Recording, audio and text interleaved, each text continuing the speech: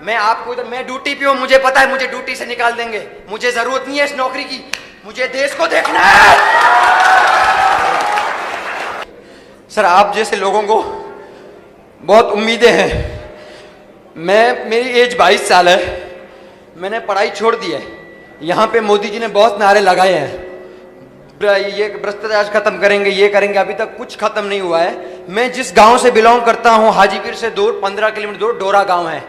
मेरी एज 22 साल है। मेरी जब आंखें खोली थी 2012 में, उस टाइम से सर एक ट्रांसमीटर लगा है लाइट का।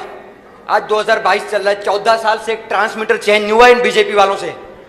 और स्कूल जो है ना, स्कूल में मैंने पढ़ाई छोड़ी थी 7वीं क्लास में, आज अभी चल रहा है 2022।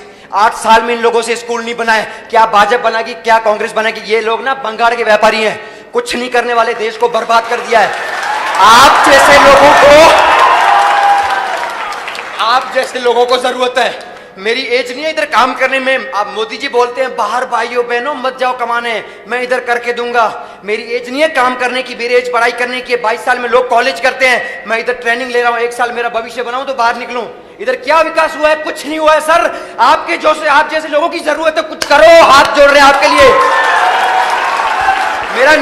मेरा नाम शाहबाज खान है। मेरा एड्रेस डोरा गांव है, डोरा हाजीपुर से दूर। 1 मिनट सर, हमारे को टाइम नहीं मिलेगा, हम गरीब लोग हैं, पैसे वालों की सुनते हैं। माइक दे दो। आप जैसे लोग हमारी सुनते हैं सर, और कोई हमारी सुनने वाला नहीं है।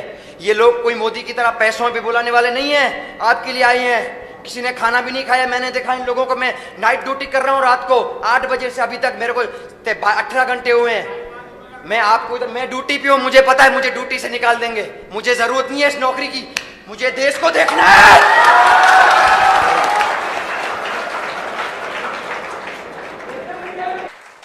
एक यहाँ पे जो भाई था वो बहुत उत्तेजित था, 22 साल की उम्र उसकी। बात उसकी बिल्कुल सही है कि ये कोई काम करने का टाइम थोड़ी था, ये तो पढ़ाई लिखाई करने का टाइम था। और बीजेपी और कांग्रेस ने लाखों करोड़ों युवाओं का कैरियर खराब कर दिया, उनका भविष्य खराब कर दिया। उसी के लिए तो हम लोग आए हैं, उसी के लिए तो आम आदमी पार्टी बनाई। नहीं तो अगर ये बीजेपी कांग्रेस वाले कुछ कर देते तो आम आदमी पार्टी बनाने की जरूरत ही क्या थी? मैं भी आप ही की तरह हूं, अपना अच्छा खासा घर पे काम करता था, मेरे को क्या जरूरत थी इधर उधर जाने की। लेकिन ये बीजेपी और कांग्रेस वालों ने 70-75 साल में कुछ नहीं किया, इसीलिए जनता को इकट्ठे होकर अब अपनी पार्टी बनानी पड़ी। एक है नॉन टीचिंग ड्यूटीज देते हैं, ये बिल्कुल गलत बात है। दिल्ली में बंद कर दिया हम लोगों ने, पंजाब में भी बंद कर दिया। किसी टीचर को पढ़ाने के अलावा कोई ड्यूटी नहीं दी जाएगी। अपने देश में शिक्षा व्यवस्था का इन्होंने कबाड़ा कर दिया है, मतलब जम के कबाड़ा कर दिया है इन लोगों ने। जो एक मिडिल क्लास वाला आदमी है वो अपने बच्चों को प्राइवेट स्कूल में भेजता है, और प्राइवेट स्कूल वालों ने लूट मचा रखी है। सारे खराब नहीं है, 2-4 ठीक भी हैं, लेकिन मोटे मोटे तौर पे यूनिफॉर्म के नाम पे, किताबों के नाम पे, development fees, picnic fees, library fees, फलानी फीस, ढिमकी फीस, और हर साल अनऑप्शनल फीस बढ़ा देते हैं और सरकार कुछ नहीं करती। मुझे बताया गया कि गुजरात के अंदर तो इन्होंने एक फीस कमेटी बनाई, फीस कमेटी बनाई थी इन पे फीस कंट्रोल करने के लिए। उस फीस कमेटी ने कंट्रोल नहीं किया, स्कूल फीस बढ़ाते हैं और वो उस पर ठप्पा लगाती जाती है। स्कूल फीस बढ़ाते हैं, वो उस पर करते हैं कि नहीं करते फीस कमेटी? तो प्राइवेट वालों ने गुंडागर्दी मचा रखी है। एक आदमी बेचारा अपने बच्चों को, एक माँ बाप क्या चाहते हैं? वो चाहते हैं मेरा बच्चा अच्छा पढ़ लिख जाए, पढ़ लिख जाएगा तो कुछ बन जाएगा जिंदगी में। बड़ी मुश्किल से एडमिशन होते हैं स्कूलों के अंदर, प्राइवेट स्कूल में कितनी मुश्किल से एडमिशन होते हैं। तो कोई माँ बाप जो है स्कूल वालों के खिलाफ बोलना नहीं चाहता, नहीं तो बच्चे को निकाल देंगे। तो माँ बाप मजबूरी के अंदर प्राइवेट स्कूलों की गुलामी करते हैं, और ये सरकारें प्राइवेट स्कूलों से पैसे खाती हैं। ये आधे से ज्यादा प्राइवेट स्कूल इनके अपने हैं, इन नेताओं के चलते हैं प्राइवेट स्कूल, इसलिए प्राइवेट स्कूलों के खिलाफ कुछ काम नहीं करते। तो आधे से ज्यादा लोग इसलिए दुखी हैं। अभी मैं पढ़ रहा था, गुजरात के अंदर लगभग 44 लाख बच्चे प्राइवेट स्कूलों में पढ़ते हैं, और बाकी बच्चे 53 लाख बच्चे गुजरात के अंदर सरकारी स्कूलों में पढ़ते हैं। सरकारी स्कूलों का तो हम जानते हैं क्या हाल है। मजबूरी में जो बहुत गरीब आदमी होता है, जिसके घर में कुछ खाने को नहीं होता, वो आदमी मजबूरी में अपने बच्चों को सरकारी स्कूल में भेजता है। और सरकारी स्कूलों का इतना बुरा हाल है, इतना बुरा हाल है। ये केवल गुजरात की कहानी नहीं है, ये पूरे देश की कहानी है। पूरे देश इन लोगों ने 70-75 साल के अंदर शिक्षा का बेड़ा गर्क कर दिया इन लोगों ने। अगर हमें भारत को दुनिया का नंबर 1 देश बनाना है, अगर हम चाहते हैं कि भारत विश्व गुरु बने, हम चाहते हैं कि भारत अमीर देश बने, हम चाहते हैं कि भारत दुनिया का नंबर 1 देश बने, तो भाषणबाजी से नहीं होगा। सबसे पहले शिक्षा को ठीक करना पड़ेगा कि नहीं करना पड़ेगा? बिना शिक्षा को ठीक किए भारत नंबर 1 देश नहीं बन सकता, भारत अमीर देश नहीं बन सकता। भारत अमीर कैसे बनेगा? भारत अमीर तब बनेगा जब हर भारतीय अमीर बनेगा। ऐसे तो नहीं हो सकता ना कि भारत के लोग तो गरीब रह जाएं और हम कहते भारत अमीर बन गया। जब हर भारत का आदमी, हर भारतवासी अमीर बनेगा, तभी तो भारत अमीर बनेगा। और जिस दिन भारत का हर आदमी अमीर बन गया, भारत अपने आप अमीर बन जाएगा। तो मेरा मकसद है हर गरीब आदमी को अमीर बनाना। गरीब आदमी अमीर कैसे बनेगा?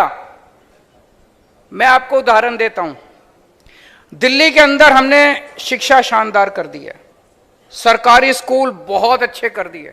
अभी आपके गुजरात के 30-40 पत्रकार आए थे, बोले केजरीवाल का भंडा फोड़ के आएंगे। ये यहां पे आता है गुजरात में, कहता है हमने स्कूल अच्छे कर दिए, अस्पताल अच्छे कर दिए, ये अच्छे। 2-3 दिन घूमे, इतना खुश हुए।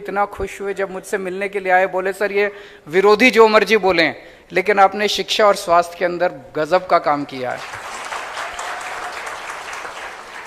आज दिल्ली के सरकारी स्कूलों के अंदर जो बच्चे पढ़ते हैं, गरीबों के बच्चे, अब तो मिडिल क्लास के बच्चे भी सरकारी स्कूल में आने लगे हैं।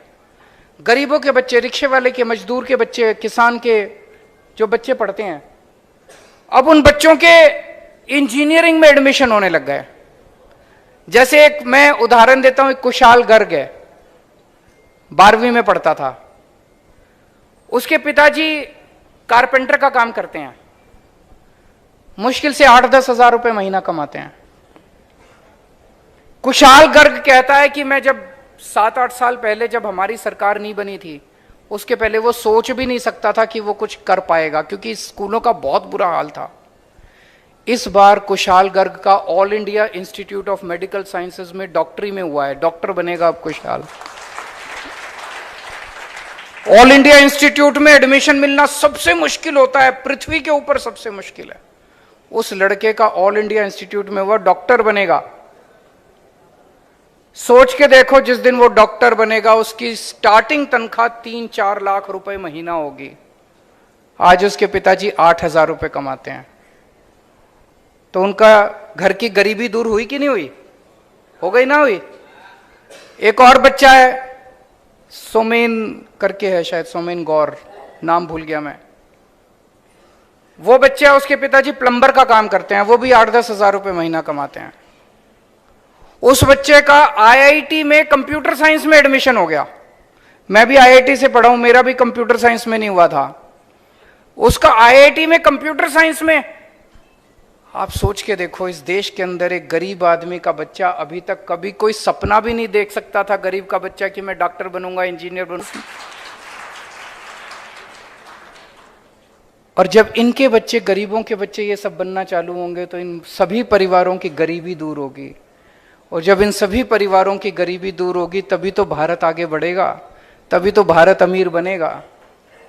मैं आज वहां पे बता रहा था, पूरे भारत में 17 करोड़ बच्चे ऐसे हैं, 17 करोड़, जो सरकारी स्कूलों में जाते हैं।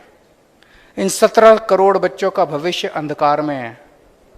अगर दिल्ली के अंदर हम 18 लाख सरकारी स्कूलों के बच्चों का भविष्य सुनहरा कर सकते हैं, तो देश के अंदर 17 करोड़ बच्चों का भी भविष्य सुनहरा किया जा सकता है। और गुजरात के अंदर भी 53 लाख बच्चों का भविष्य सुनहरा किया जा सकता है।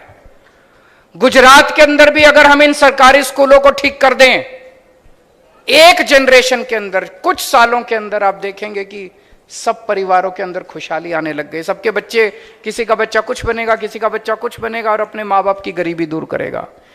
इसी से भारत आगे बढ़ेगा, तभी गुजरात आगे बढ़ेगा। नहीं तो बातें बहुत बड़ी बड़ी करते हैं ये लोग, करते कुछ नहीं है। तो दिल्ली के अंदर हमने 2-3 चीजें करी। एक, सरकारी स्कूल शानदार कर दिए, बहुत अच्छे कर दिए, इतने अच्छे कर दिए कि अब प्राइवेट स्कूलों से पिछले कुछ सालों में 4 लाख बच्चों ने अपना प्राइवेट स्कूल से नाम कटा के सरकारी स्कूल में भर्ती हुए हैं। 4 लाख बच्चे। सरकारी स्कूलों का दिल्ली का पिछले साल नतीजे 99.7% नतीजे, 99.7% नतीजे। तो सरकारी स्कूल अच्छे किए और दूसरे प्राइवेट स्कूलों ने गुंडागर्दी मचा रखी थी। हमने प्राइवेट स्कूलों को फीस बढ़ाने से मना कर दिया। हमने कहा कि कोई फीस नहीं बढ़ानी प्राइवेट स्कूलों को। सारे स्कूलों का हमने ऑडिट करवाया, प्राइवेट स्कूलों का। आपको जान के ताज्जुब होगा, किसी स्कूल के पास 30 करोड़ की एफडी, किसी के पास 40 करोड़ की एफडी, आपसे फीस लेते हैं और एफडी करा देते हैं उससे। कानूनी गलत है ये। आप एफडी नहीं करा सकते, लोगों से, बच्चों से फीस लेके एफडी नहीं करा सकते। हमने स्कूलों को ऑर्डर किया, एफडी तोड़वाई, फीस वापस करवाई। ये भारत के इतिहास में पहली बार हुआ कि बच्चों की फीस वापस हुई, उनके माँ बाप के बैंक अकाउंट में पैसे वापस गए कि आपसे ज्यादा पैसे ले लिए थे फीस के आपके।